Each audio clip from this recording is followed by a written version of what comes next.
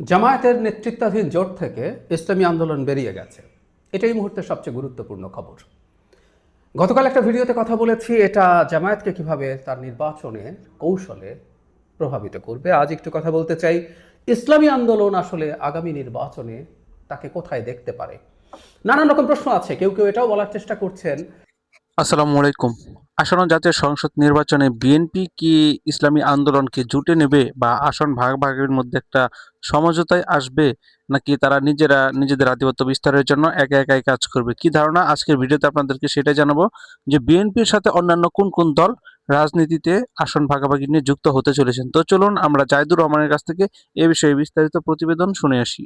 যে বিএনপির কি তাকে কিছু ছাড় দিয়ে তার জোটে ঢুকিয়ে নেওয়া উচিত হবে কিনা, বা 2001 সালের একটা স্মৃতিও কেউ কেউ ফিরিয়ে আনার চেষ্টা করছেন, সেটা নিয়ে কথা বলতে চাই। এবং 2001 সালে তারা যা করেছিলেন সেটা করা এবার তাদের পক্ষে সম্ভব হবে কিনা। এখন পর্যন্ত তথ্য হচ্ছে তারা গতকালের আগের দিন যখন ঘোষণা করেছেন এই জোটে নেই, তখন তারা এককভাবে নির্বাচন করবেন বলে জানিয়েছেন এবং তারা কতগুলো সিটে ক্যান্ডিডেট দেবেন, যেগুলো দেয়া আছে সেটা তারা জানিয়েছেন। প্রথম বিএনপির কথা বলি। বিএনপির কি উচিত হবে ইসলামী আন্দোলনকে সাথে নেওয়া?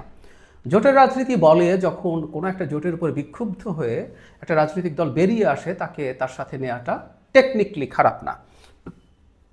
এখন প্রশ্ন হচ্ছে, বিএনপি একটা মধ্যপন্থী দল, ইসলামী আন্দোলন একেবারে ইসলামী শরিয়া কায়েম চাই এই ধরনের দল, এবং জামাতের কাছ থেকে বেরিয়ে আসার ক্ষেত্রে তারা এই আওয়াজটাই প্রমিনেন্টলি সামনে এনেছে।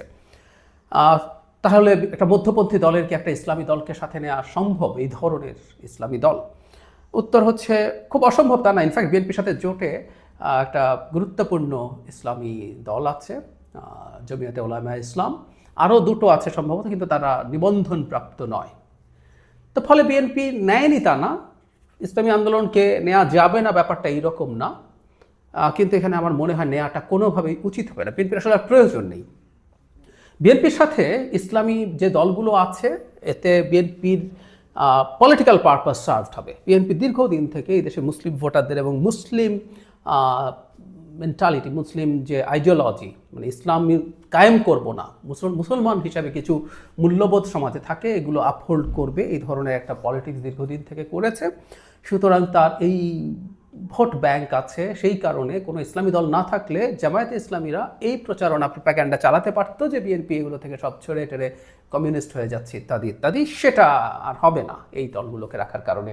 সুতরাং পলিটিক্যাল কৌশল হিসাবে আমি বলছি, ইসলামী আন্দোলনকে নিলে বিএনপির আসলে নতুন কোনো গেইন করার কিছুই নেই, বরং ক্ষতি আছে খানিকটা। কারণ সাম্প্রতিক সময়ে ইসলামী আন্দোলন যেভাবে অত্যন্ত উচ্চস্বরে শরিয়া কায়েমের কথা বলেছে, এটা নিয়ে তাদেরকে বিএনপি যদি তার সাথে নেয়, তাহলে বাংলাদেশে অন্তত শরিয়া কায়েম হোক, এটা যারা চায় না, দেশের ভেতরে এবং দেশের বাইরের মানুষও থাকবে, তারা এটাকে বিএনপিকে ট্যাগ করার চেষ্টা করবে। সুতরাং বিএনপির লস হবে, কোনো সন্দেহ নেই।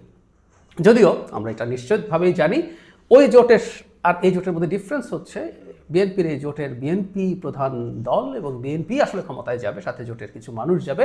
সুতরাং আর কে কি বললো সেটা আসলে ম্যাটার করে না। এই কথাটা আমি দীর্ঘদিন বলেছি। এনসিপি যখন বলছিল বিএনপিও তো জামায়াতকে নিয়েছিল, আমি বললাম হ্যাঁ, বিএনপি জামায়াতকে নিয়েছিল আর এনসিপি জামায়াতের সাথে গেছে। সুতরাং জামাত যদি জিতে যায়, তার চিন্তাই এখানে আসলে ফাইনালি ইমপ্লিমেন্টেড হবে। ইসলামী আন্দোলন গেলেও সেটা হতো। সো বিএনপির আমার মনে হয় দরকার নেই, বরং ইসলামী আন্দোলন বাইরে আলাদাভাবে নির্বাচন করবে, এটা বিএনপির জন্য খুবই কমফোর্টেবল। কারণ তারা মূলত ভাগ বসাবে জামাতের ভোট বাক্সে। তারা যেটা বলছিলেন যে ইসলামী মূল্যবোধের সব ভোট একই বাক্সে যাবে, সেটা এখন আরেকটা বাক্স তৈরি হলো। সুতরাং বিএনপির জন্য ভালো। একই সাথে গতকাল ভিডিওতে বলেছি, জামাতের এই শরিয়া থেকে সরে যাওয়া এবং এতে যে জামাতের ইসলাম বিচ্যুতি, যদিও সে ইসলামের নামে রাজনীতি করে, এই ন্যারেটিভ ক্রমাগত ইসলামী আন্দোলন মাঠে রাখবে, এটা স্বাভাবিকভাবেই রাখবে। সেই রাখার কারণে যেটা হবে, জামাতের ভোটে ক্ষতি হতে পারে। আর ওই যে প্যান ইসলামিক এক ধরনের চেষ্টা তারা করছিল, সব ইসলামী দল একসাথে আছে, সেটা সিনার্জিজম হওয়ার কথা ছিল, এখন সেটা তো কমবেই এবং আরও অনেক বেশি কমে যেতে পারে, মানুষের ইলুশন ভেঙে যেতে পারে। সো বিএনপির কোনো রকমেই কোনোভাবেই উচিত হবে না ইসলামী আন্দোলনকে তার সাথে নেওয়া, মানে তার কিছু আসনেও ছাড় দেওয়া। 2001 সালের যে স্মৃতিটার কথা বলছি, এটা একটা ইন্টারেস্টিং ক্যালকুলেশন হতে পারতো পলিটিক্সের ক্ষেত্রে, ভোটের ক্ষেত্রে, ভোটের রাজনীতিতে, কিন্তু এটা হওয়া কঠিন।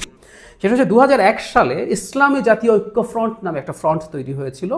এখানে 3টা দল ছিল, দুটো বড় দল, 3টা, মোট 5টা দল ছিল আসলে।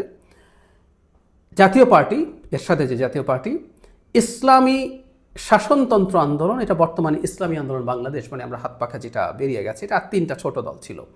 এরা 300 সংসদীয় আসনে 281টিতে প্রার্থী দিয়েছিল, 14টি আসনে জয়লাভ করেছে, 7.25% ভোট পেয়েছিল। এই জিনিসটাই আসলে বলতে চাই যে 2001 সালে যেহেতু তাদের একই সাথে জোট করার ইতিহাস আছে জাতীয় পার্টি এরশাদের সাথে, 2001 সালে, সালটা মনে রাখতে হবে। এখন এই পর্যায়ে এসে জাতীয় পার্টির সাথে একটা জোট করা তাদের জন্য কি সম্ভব? হলে কিন্তু খুব ভালো হতো আমার মনে হয়, একটা ভালো জোট, এবং তারা ভালো ফাইট করতে পারতো জামাতের সাথে। মানে ফাইট এখন হচ্ছে আসলে দ্বিতীয় কে হবে সেটা নিয়ে। ক্ষমতায় কে যে আমি বহুদিন ধরে বলছি, বিএনপি অকল্পনীয় বড় ব্যবধানে জিতবে। ইভেন স্বতন্ত্রকে যদি একটা দল ধরি, বিএনপি স্বতন্ত্রদেরকে, তারা সেকেন্ড হয়ে যাওয়ারও সমূহ সম্ভাবনা আছে যদি স্বতন্ত্র অনেককে বসে না যান। যাই হোক, এখন এই 2026-এর যে নির্বাচন, সেই নির্বাচনে আসলে জাতীয় পার্টির সাথে যাওয়ার ঝুঁকি নেওয়া ইসলামী আন্দোলনের জন্য কঠিন। কারণ হচ্ছে খুব বড় অংশের মানুষ এখনও জাতীয় পার্টির প্রতি যৌক্তিক কারণেই নেগেটিভ ধারণা রাখেন। তারা শেখ হাসিনার সাথে নির্বাচনে পার্টিসিপেট করে করে তারা তার সহযোগিতা পরিণত হয়েছেন। এই ধরনের ব্র্যান্ডিং আছে, ইসলামী আন্দোলনের বিরুদ্ধেও খানিকটা আছে। তারা লোকাল গভর্নমেন্ট অনেক ইলেকশনে পার্টিসিপেট করেছেন, কিন্তু ঘটনাচক্রে 24-এর ইলেকশনের আগে তাদের নায়েবে আমির বরিশাল সিটি কর্পোরেশন ইলেকশনে আহত হওয়ার পর তারা সব ইলেকশন থেকে উইথড্র করেন। ফলে 24-এর নির্বাচনে তারা যাননি শুধু না, গণঅভ্যুত্থানেও তাদের গুরুত্বপূর্ণ ভূমিকা আছে। ফলে ইসলামী আন্দোলনের জন্য আসলে এটা সোজা না জাতীয় পার্টির সাথে জোট করা, কিন্তু আমার মনে হয় তারা এই ধরনের একটা আলাপ আলোচনা করে দেখতে পারেন। আমাদের একটা কথা মনে রাখতে হবে, জাতীয় পার্টি নিষিদ্ধ দল নয়, জাতীয় পার্টির কর্মসূচিও আওয়ামী লীগের মতো নিষিদ্ধ নয়। সুতরাং জাতীয় পার্টি নির্বাচনে থাকবে, এবং যথেষ্ট নিরাপত্তা যদি জাতীয় পার্টিকে দেওয়া হয়, দিতে হবে আসলে সরকার এবং নির্বাচন কমিশনের এই ব্যাপারে সতর্ক থাকতে হবে। তাহলে এই জোট যদি হয়, এই জোট দ্বিতীয় স্থানের কম্পিটিশন করার সম্ভাবনা আছে, এটা উড়িয়ে দেওয়া যাবে না।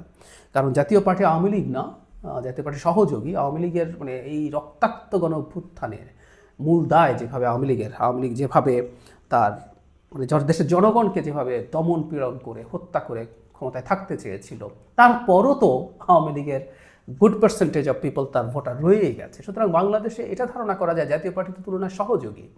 সুতরাং তার যে ভোটার বেইজ, সাথে আমি এটা বলতে চাই আওয়ামী লীগেরও ভোট যোগ হতে পারে।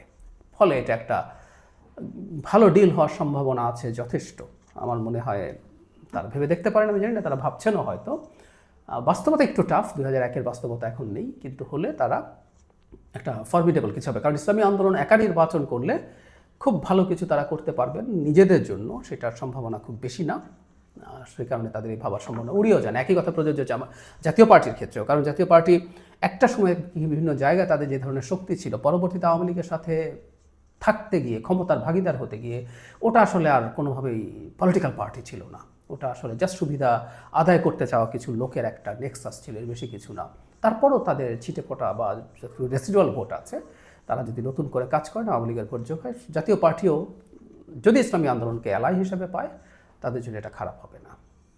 দর্শক শ্রোতা মণ্ডলী, আপনাদের কি মনে হচ্ছে জাহিদুর রহমান যে তথ্যগুলো তুলে ধরেছেন এবং তিনি প্রতিবেদনের মাধ্যমে যে বিষয়গুলো সাধারণ মানুষের কাছে ফুটিয়ে তুলেছেন, সেটা যদি সত্যি হয় তাহলে বিএনপি কি আসন ভাগাভাগি নিয়ে কাজ করবে নির্বাচনের আগে, বা নির্বাচনের ফলাফল পাওয়ার জন্য তারা অন্য কি কি পন্থা অবলম্বন করতে পারে, এবং ক্ষমতায় গিয়ে তারা দেশের সার্বিক উন্নয়ন না করে কি দলের প্রতি নজর দেবে, নাকি অন্যান্য নেতাকর্মীদের সাথে মিলিয়ে দেশের সার্বিক উন্নয়ন করবে? কি ধারণা আপনাদের দর্শক? অবশ্যই কমেন্টে জানাবেন আপনাদের মতামত। তো ভালো থাকবেন সবাই, আল্লাহ হাফেজ।